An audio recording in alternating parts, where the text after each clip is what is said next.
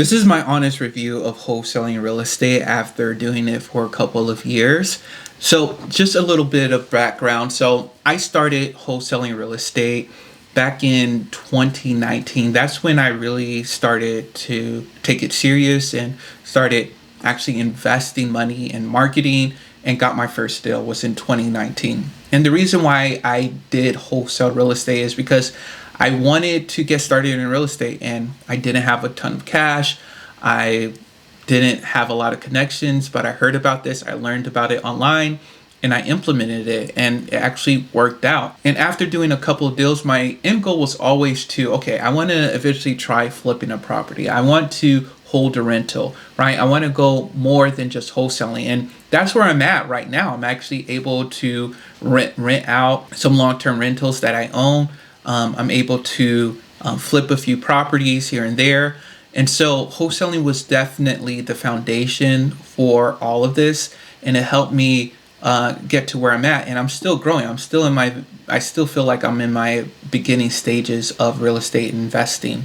And so I still use wholesaling real estate in my business, obviously, to talk about it here and to look for properties that I can hold for myself, right? That I can flip, that I can just sell as a flip or hold as a rental. So the same practices that I did when I was exclusively wholesaling, now I'm doing it in other areas of my life. So my honest review of wholesaling. Now it's not as easy as people think as they say online, right? You see 15-20 second TikTok, a person talking about how they made 20 grand wholesaling a house. Because that content is so short, you think it's so easy. It's not. It took me actually 9 months to get my very first wholesale deal, right?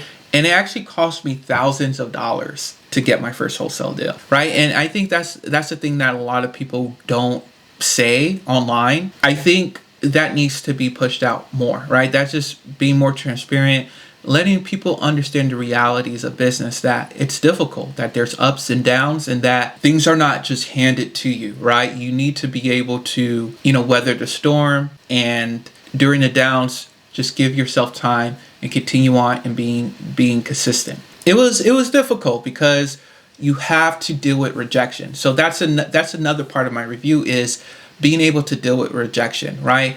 Being able to cold call a bunch of people and 95% of the people say no. Or even out of the people you call, 90% of the people don't answer their phone because it's an unknown number, right? And so the people you do talk to, most of them say no, right? And if some are just curious, maybe a few curse you out, maybe some are saying, yes, we are interested in selling, but they want market value or they want a high price when their roof is falling apart, right? And so you have to deal with that rejection. You have to deal with those lows, right? Especially in the beginning stages, when you don't have a corporation, when you don't have systems in place, you feel like you're hustling because that's what you're doing, right? You're trying to scrap by. You're just using your cell phone. Maybe you don't have a caller.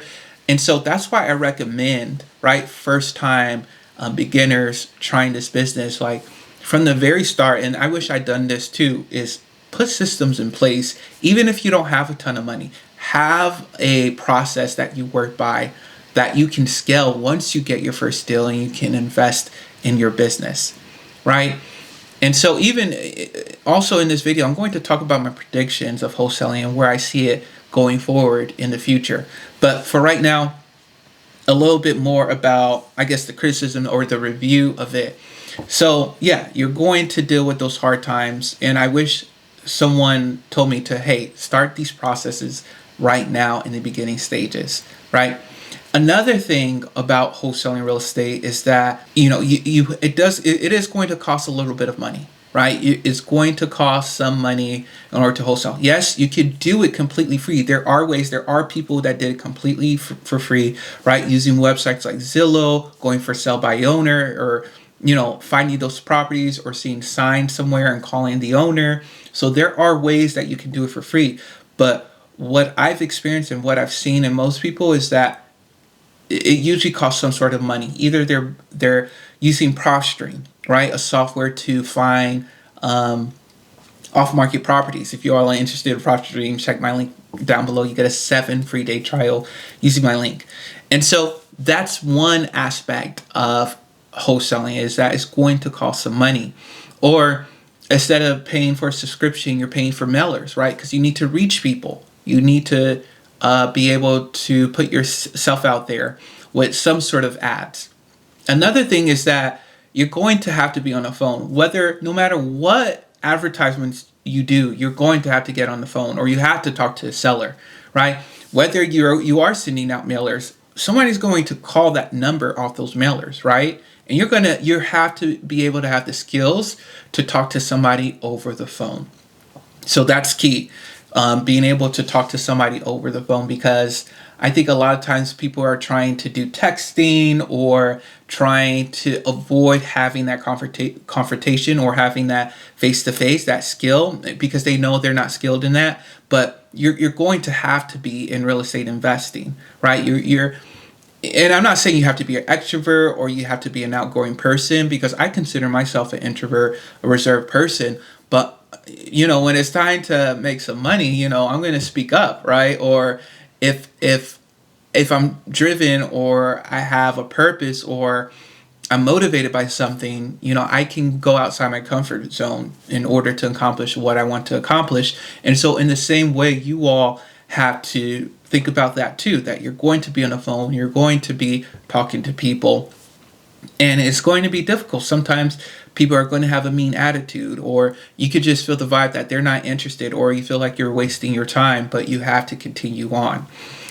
So the next thing is that, okay, that's my review. I mean, that's kind of my review of what happened in the past. And so overall, I think wholesaling is a great way to get started in real estate investing. It's more difficult to me than a lot of other things, because now that I have flipped and whole long-term rentals, I can honestly say wholesaling was more difficult.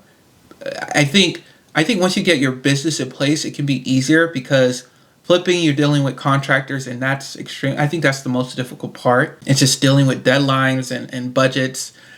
And in long-term rentals, once you're able to get someone in place, it's just making sure you find a good tenant that won't trash your property, right? And being able to handle request calls and things of that nature. But wholesaling is you're just hunting for a deal. You're going off market. You're trying to find a deal, and that's difficult. And you're essentially you're spamming people, like either through calls or texts or mailers, and that can be frustrating, right? And so it's just following up. It's just more of a hustle. It's more of a grind to me, wholesaling.